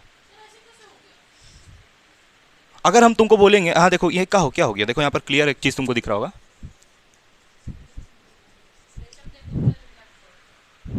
रेशम यहाँ देखो, ये एयर का हम लिखे हैं, तो यहाँ पर ये एप्सिलॉन आर कितना डाल दिए, मतलब एयर का ये फॉर्मूला जो तुम तब से पढ़ रही थी उसमें एप्सिलॉन आर था। अरे ये जो फॉर्मूला पढ़ी ना मेरे से 1/4 pi epsilon naught Q1 Q2 pi r, उसमें एप्सिलॉन आर था उसमें भी था, लेकिन क्योंकि एयर का एप्सिलॉन कितना होता है, कौन सा एप्सिलॉन, एप्सिलॉन आर 1 होता है, इसीलिए ऐसा फॉर्मूला लिख रही थी। समझ में आया भाई, है ये चीज़ कभी कॉलेज में नहीं बताएगा। एयर जो होता है ना, एयर का, एयर में भी एप्सिलॉन आर होता है, लेकिन क्योंकि एयर का एप्सिलॉन कितना होता है 1। सर आपको कौन बताया, अरे वही तो बता रहे ना, तभी से एयर तो सबसे हल्का होता है ना, तो इसीलिए उसका ये वैल्यू कितना है 1। अच्छा एक और चीज़, एयर का रिफ्रैक्टिव इंडेक्स भी 1 होता है। रिफ्रैक्टिव इंडेक्स नहीं जानती हो, 10th में लाइट में जो रिफ्रैक्टिव इंडेक्स था। अच्छा एयर का रिफ्रैक्टिव इंडेक्स सबसे कम होता था, मतलब लाइट उसमें सबसे तेज चलता था, तो सही चार्ज भी वहीं पर सबसे ज़्यादा रोमांस कर रहा है, कहाँ, एयर में। समझ में आ रहा है मेरा बात ना। अब सुनना एक मिनट। अगर हम तुमको बोले फोर्स ऑफ वाटर निकालने, तो यहां मीडियम की जगह क्या डाल दोगी, W, तो 1/4 पाई, यहां पर एप्सिलॉन, देखो यहां पर ये 4 पाई, तो 4 पाई से रहने दो, उसके बाद ये एप्सिलॉन आर को ऐसे ही रहने दो, एप्सिलॉन नॉट, और Q1 Q2 by are square. अब सुनना, जैसे एयर का एप्सिलॉन आर कितना हो, ये एयर का एप्सिलॉन आर कितना होता है 1, ये एप्सिलॉन आर किसका है भाई, एयर का। वैसे ही जो वाटर है ना, वाटर का एप्सिलॉन आर कितना होता है, वाटर का एप्सिलॉन आर कितना होता है 80, यानी कि वाटर वाला फॉर्मूला में तुम यहां क्या लिखोगी 80। आया समझ में मेरी बात कि नहीं आया समझ में, बताओ। तो इस न्यूमेरिकल में वैसे ही करना है, क्योंकि तुमको किसका बात किया है, वाटर का। पढ़ो आप क्वेश्चन बनाओ, समझ में आया ये कंसेप्ट समझना बड़ा इंपॉर्टेंट है। जो भी मीडियम दिया रहेगा उसका एप्सिलॉन आर का वैल्यू 1 होगा नहीं, अगर एयर बोलेगा तो यहाँ एप्सिलॉन आर को क्या पुट करना है 1, बाकी कोई और मीडियम बोल दिया, ग्लास बोल दिया, वाटर बोल दिया, तो एप्सिलॉन आर का वैल्यू चेक करना पड़ेगा, न्यूमेरिकल में दिया रहेगा। अच्छा एक और बात सुनो, हम तुम लोग को तब से क्या पढ़ा रहे हैं कि जो तुम्हारा सिलेबस है उसमें एयर और वैक्यूम, ये एयर और वैक्यूम एक ही चीज़ है, क्योंकि दोनों का एप्सिलॉन आर क्या है, ये जो एप्सिलॉन आर का वैल्यू है ना ये एयर के लिए है और वैक्यूम के लिए भी है, थोड़ा सा डिफरेंस होता है, थोड़ा सा 0.1 कुछ आता है डिफरेंस, लेकिन लगभग दोनों का एप्सिलॉन आर सेम होता है। मतलब तुमसे अगर कोई पूछे कि एयर और वैक्यूम एक ही चीज़ है क्या, इसका वैक्यूम समझती हो भाई? नहीं, वैक्यूम को मतलब पृथ्वी के बाहर, और एयर मतलब ये, हाँ हाँ ठीक ठीक ठीक, घर से ही है ना, ठीक। एप्सिलॉन नॉट का वैल्यू क्या होता है नहीं मालूम है? अरे गरीब लोग, एप्सिलॉन नॉट का वैल्यू होता है 8.85 × 10⁻⁻12। ऐसे ही पढ़ाता है ना उसमें रशियन में, 8/85 × 10⁻⁻12 वही होता है 8.85 × 10⁻⁻12। खैर इसका यूज़ मत करो भाई, इसका बिना इसका यूज़ का तो बन जाएगा एप्सिलॉन नॉट का बिना यूज़ का। तुमको क्वेश्चन समझ में आया सानिया? तुमको उनसा कि सिर्फ हंस रही हो? बना जल्दी। एयर और वैक्यूम का एप्सिलॉन आर कितना होता है? 1 होता है। हाँ बना देंगे हम। एयर और वैक्यूम दोनों का एप्सिलॉन आर 1 होता है, इसलिए दोनों को सेम बोलते हैं। हाँ बोलो। Q1 Q2 क्या होगा? पढ़ो क्वेश्चन में क्या बोला है? इक्वल चार्जेस, मतलब एक चार्ज अगर Q1 को तुम Q ले ली तो दूसरा Q2 को भी क्या लेना पड़ेगा? Q, क्योंकि दोनों का मैग्नीट्यूड क्या बोला है? इक्वल। वैसे उस चीज़ का इस्तेमाल करके तब न्यूमेरिकल को उड़ा दो, ठीक है? जो तुम लोग तभी से बता रहे थे ना कि पहले चार्जेस को एयर में रखा फिर चार्जेस को पानी में रखा, वही वाला क्वेश्चन तो है। अभी हम बना के बता देंगे। तुम्हारा बना भाई? आंसर लिख दे रहे हैं। फोर्स पूछा है ना, फोर्स पूछा, आंसर लिख दे रहे हैं। हाँ भिखारी, फोर्स पूछा है, पढ़ो। फोर्स पूछा है तो इसका आंसर आएगा 0 पॉइंट, यहाँ लिख देते हैं, इसका आंसर आएगा 0.1 न्यूटन, ये आंसर आएगा। चलो जल्दी जल्दी करना तो मैम आ जाएगी फिर। हैं? एयर का है। अब पढ़ो भाई, क्वेश्चन पढ़ के वो आइडेंटिफाई करो, बाकी हम समझाएंगे अभी जोरदार टाइप से एकदम। हाँ बोलो, दिखाओ। हाँ ठीक है ठीक है ठीक है ठीक है ठीक है ठीक है ठीक है ठीक है ठीक है, सही जा रहा है। ठीक है ठीक है ठीक है ठीक है ठीक है ठीक है ठीक है ठीक है ठीक है ठीक है ठीक है ठीक है ठीक है, सही जा रहा है एकदम, बिल्कुल सही जा रहा है। हाँ ठीक है। एक चीज़ थोड़ा सा गड़बड़ा गया, हम बताते हैं। चलो बता रहे हैं। चलो देखो, पहले तुमको यहाँ पर बोल रहा है 2 point charges having equal magnitude, मतलब अगर एक चार्ज Q1 है तो दूसरा चार्ज क्या होगा? Q2, और दोनों का मैग्नीट्यूड सेम है तो Q ले लें, सेम बोला है, इक्वल मैग्नीट्यूड। बाई 1 मीटर, ये बाई 1 मीटर क्या है? दोनों का बीच का दूरी कितना है ना, तो यानी कि लॉन्ग डिस्टेंस रिलेशनशिप नहीं है क्योंकि 1 मीटर दिया डिस्टेंस, ठीक है। आगे experience a force of 8 Newton. तुम बताओ जरा कि ये चार्जेस अभी किस में है जो 8 न्यूटन फोर्स एक्सपीरियंस कर रहा है? किस मीडियम में? रेस्ट पे तो है ही, लेकिन किस मीडियम में है? एयर में।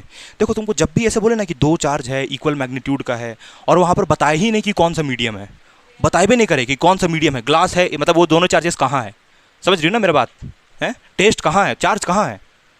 चार्ज एयर में है कि ग्लास में है कि वाटर में, वो सब कुछ बताया क्या यहाँ पर? अभी स्टार्टिंग में नहीं बताया। तो तुमको यही एज्यूम करके चलना है कि चार्जेस कहाँ होगा? एयर में। जब मेंशन नहीं किया तो क्या मान के चलना है? चार्जेस को कहाँ मान के चलना है? एयर में मान के चलना है। और एयर का एप्सिलॉन आर कितना बताएं हम? 1, ठीक है। अब चलो देखो, अब निकालो फोर्स यहाँ से। F is equals to, air निकाल रही हो ना, एयर वाला force, K Q1 Q2 by R²। बताओ होगा यहाँ तक? ठीक है। यहाँ देख लो तुम, क्या नाम है रेशम? बन गया तो ठीक है, नहीं बना तो देखो एफ ऑफ एयर दिया हुआ है क्या? कितना दिया हुआ है?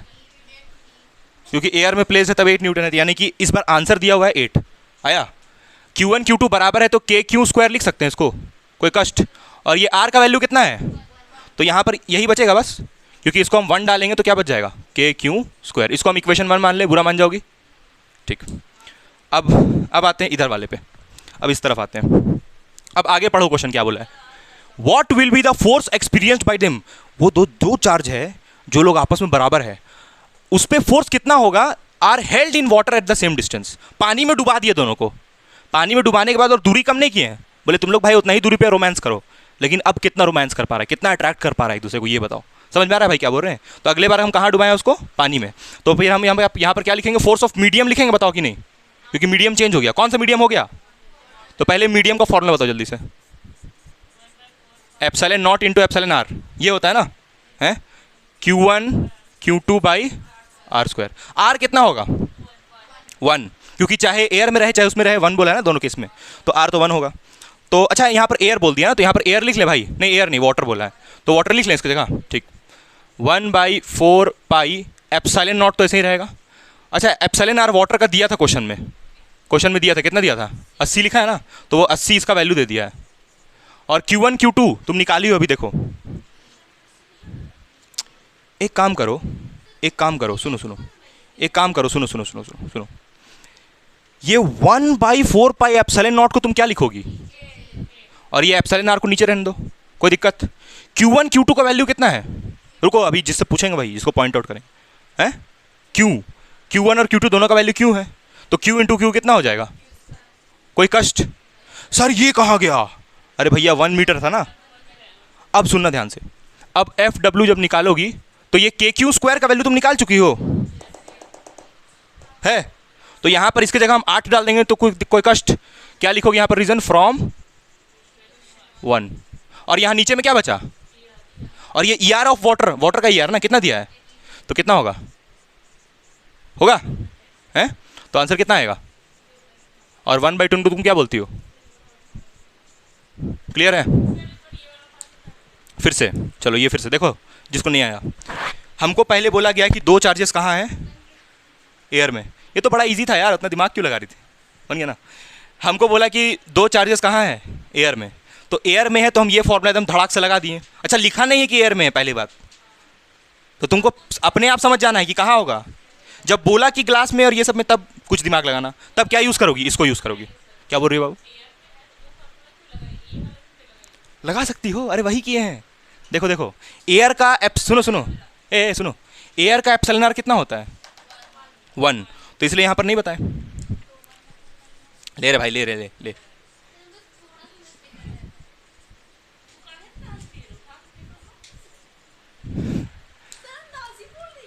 क्या? अच्छा चलो कोई नहीं, उसका तुम बात इतना सीरियस ले रही है। हाँ